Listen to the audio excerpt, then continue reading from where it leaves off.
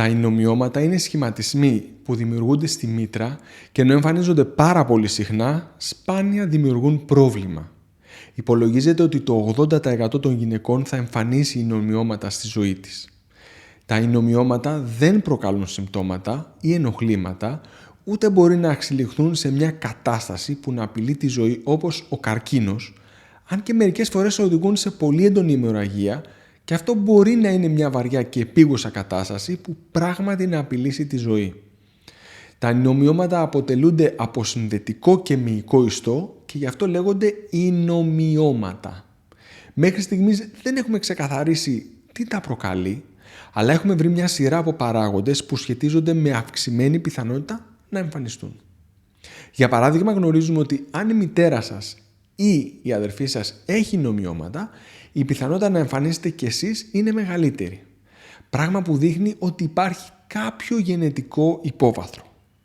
Καθώς δεν μπορούμε να αλλάξουμε τα γονίδια μας, είναι πολύ σημαντικό να κάνετε κάποιες αλλαγές στον τρόπο ζωής σας που συνδέονται με μειωμένη εμφάνιση ινομιωμάτων. Αν και είναι πολύ πιθανό τα ινομιώματα να αναστραφούν μετά την εμεινόπαυση, υπάρχουν και αρκετές περιπτώσεις που αναστρέφονται και πριν την εμεινόπαυση. Σήμερα θα πούμε μια σειρά από αλλαγές στον τρόπο ζωής που μπορείτε να κάνετε που αυξάνουν την πιθανότητα να μην εμφανίσετε ινομιώματα ή αν έχετε να μειωθούν σε όγκο ή και να εξαφανιστούν τελείως. Σωστή διατροφή. Η σωστή διατροφή είναι εξαιρετικά σημαντική για την αντιμετώπιση των ινομιωμάτων και στηρίζεται σε δύο πυλώνες. Ο πρώτος πυλώνας είναι η επιλογή υγιεινών τροφών και ο δεύτερος πυλώνας είναι η σωστή ποσότητα αυτών των τροφών ώστε το βάρος να είναι φυσιολογικό. Οι μελέτες συμφωνούν ότι η μεσογειακή διατροφή είναι η καλύτερη διατροφή για την αντιμετώπιση των ινομιωμάτων. Δηλαδή μια διατροφή που είναι πολύ πλούσια σε φυτικές τροφές όπως φυλλώδη και μη φυλλώδη λαχανικά, φρούτα, όσπρια, λαδερά και μικρή ποσότητα ζωικής πρωτεΐνης από ψάρια, κρέας με λίγο λίπος συμπληρωμένα με ζωντανό παραδοσιακό γιαούρτι, ξινόγαλα ή κεφίρ. Αυτή είναι η λίστα με τις τροφές που κάποιος πρέπει να προτιμά συχνότερα, ενώ πρέπει να αποφεύγει επεξεργασμένες τροφές που περιέχουν μεγάλη ποσότητα γλυκαντικών όπως ζάχαρη, επεξεργασμένους υδατάνθρακες και λιπαρά. Και φυσικά τα αλλαντικά. Όλα αυτά φυσικά θα πρέπει να τα τρώμε σε ποσότητες ικανές να διατηρούν το βάρος σας χαμηλά. Ή αν το βάρος σας είναι αυξημένο, τότε θα πρέπει να καταναλώνετε σε ποσότητες που να σας βοηθήσουν να χάσετε βάρος. Γιατί το αυξημένο βάρος είναι εξαιρετικά σημαντικός επιβαρυντικός παράγοντας για εμφάνιση ινομιωμάτων. Όσο σωστά και αν επιλέγετε τις τροφές που καταναλώνετε, εάν τις τρώτε σε μεγάλη ποσότητα, αυτό δημιουργεί πρόβλημα. Δεν αρκεί να τρώτε σωστά, πρέπει να τρώτε και στη σωστή ποσότητα για να μην έχετε πρόβλημα με τα ινομιώματα. Περιορίστε το αλκοόλ. Οι μελέτες συγκλίνουν ότι η κατανάλωση αλκοόλ σε οποιαδήποτε ποσότητα αυξάνει την πιθανότητα να εμφανιστούν ινομιώματα ή αν έχουν ήδη εμφανιστεί να μεγαλώσουν σε όγκο και να δημιουργήσουν προβλήματα που σχετίζονται με αιμορραγίες. Αυτό φαίνεται να οφείλεται στο γεγονός ότι το αλκοόλ αυξάνει τις ορμόνες που οδηγούν σε αύξηση του όγκου των ινομιωμάτων. Το αλκοόλ επίσης προκαλεί φλεγμονή, πράγμα που περιπλέκει κι άλλο την κατάσταση. Οι μελέτες δείχνουν ότι στις γυναίκες που πίνουν ένα ποτήρι αλκοόλ την ημέρα αυξάνεται η πιθανότητα να εμφανίσουν ινομιώματα κατά 50%. Αρκετά σημαντική αύξηση. Έτσι λοιπόν, αν θέλετε να κάνετε το καλύτερο για την υγεία σας, καλό είναι να περιορίσετε το αλκοόλ στο ελάχιστο ή και καθόλου. Λάβετε μέτρα για να περιοριστούν τα ιστρογόνα στο σώμα. Τα ιστρογόνα είναι οι ορμόνες οι οποίες επάγουν τη διόγκωση των ινομιωμάτων. Είναι ορμόνες που δίνουν μήνυμα στα ινομιώματα να μεγαλώσουν σε όγκο. Υπάρχουν κάποιοι τρόποι να περιορίζετε φυσικά τα ιστρογόνα ώστε να επιστρέψουν σε φυσιολογικό επίπεδο και από αυτές τις μεθόδους η απώλεια βάρους είναι η σημαντικότερη και η πιο ασφαλής. Φροντίζετε να διατηρήσετε το βάρος σας στο φυσιολογικό ώστε να μειώσετε την απρόσφορη έκρηση ιστρογόνων και κατ' επέκταση τη διόγκωση των ινομιωμάτων. Υπάρχει όμως άλλο ένα πρόβλημα σε σχέση με τα ιστρογόνα.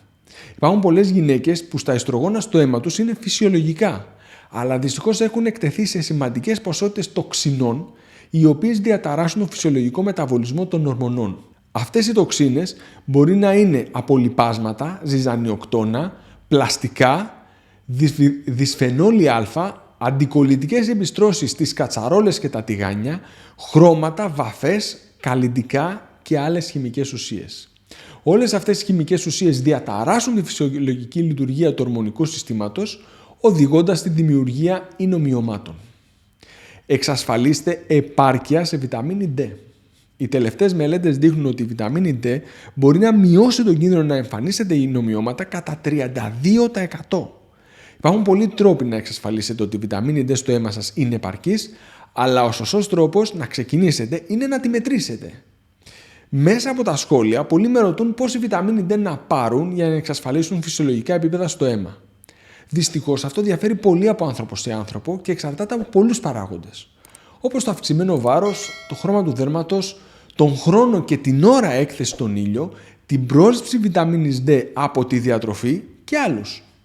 Σε κάθε περίπτωση, ο σωστός τρόπος για να εξασφαλίσετε επάρκεια σε βιταμίνη D είναι να μετρήσετε, να κάνετε τις αλλαγές που είναι αναγκαίες και να ξαναμετρήσετε για να δείτε αν είναι αρκετές ή χρειάζεται να κάνετε κι άλλες. Για μερικούς ανθρώπους, λίγο παραπάνω έκθεση στον ήλιο μπορεί να είναι αρκετή. Άλλοι μπορεί να χρειαστούν να αυξήσουν και την πρόληψη βιταμίνης D στη διατροφή τους. Άλλοι πάλι πρέπει να πάρουν και συμπληρώματα διατροφής για να βρεθεί η βιταμίνη D εκεί που πρέπει. Εξασφαλίστε φυσιολογική αρτηριακή πίεση.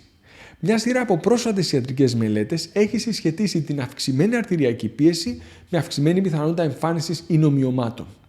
Δεν είναι ξεκάθαρο γιατί σημαίνει αυτό, αλλά σε κάθε περίπτωση καλό είναι να μετρήσετε την πίεσή σας και αν συχνά βλέπετε μετρήσεις αυξημένες, καλό είναι να λάβετε μια σειρά από μέτρα για να ρυθμιστεί η αρτηριακή πίεση. Στις περισσότερες περιπτώσεις υπάρχουν απλές και φυσικές λύσεις, όπως η απώλεια βάρους, η μείωση του αλατιού στο φαγητό, η συστηματική άσκηση, η διακοπή του καπνίσματος και ο περιορισμός του αλκοόλ. Μπορεί να φέρουν ένα πολύ καλό αποτέλεσμα. Αυτές είναι οι 5 αλλαγές που μπορείτε να κάνετε σήμερα στη ζωή σας για να μειώσετε την πιθανότητα να εμφανίσετε ινομιώματα ή αν έχετε ινομιώματα να μειωθούν σε όγκο ή να μειωθεί η πιθανότητα να έχετε σημαντικές επιλογές από αυτά σύμφωνα με τις τελευταίες μελέτες. Όπως είπα στην αρχή, τα ινομιώματα, αν και είναι εξαιρετικά συχνά, σπάνια απειλούν τη ζωή. Αλλά είναι μια ένδειξη ότι κάτι δεν πάει καλά στον οργανισμό μας και καλό είναι να κάνουμε τις αλλαγές αυτές στον τρόπο ζωής μας. Είναι εντυπωσιακό ότι ακόμα και στα ινομιώματα παίζει πολύ μεγάλη σημασία η βιταμίνη D. Έχω δημοσιεύσει αρκετά βίντεο για τη βιταμίνη D, αλλά για όσους παίρνουν, θα ήθελα να θυμίσω ότι η ώρα που παίρνουμε τη βιταμίνη D επηρεάζει πολύ την απορρόφησή της και την υγεία μας. Αν θέλετε να μάθετε ποια είναι η κατάλληλη ώρα για να παίρνετε τη βιταμίνη D, έτσι ώστε να λειτουργεί τέλεια στο σώμα σας, πατήστε το βίντεο που εμφανίζεται τώρα στα δεξιά μου. Ευχαριστώ πολύ.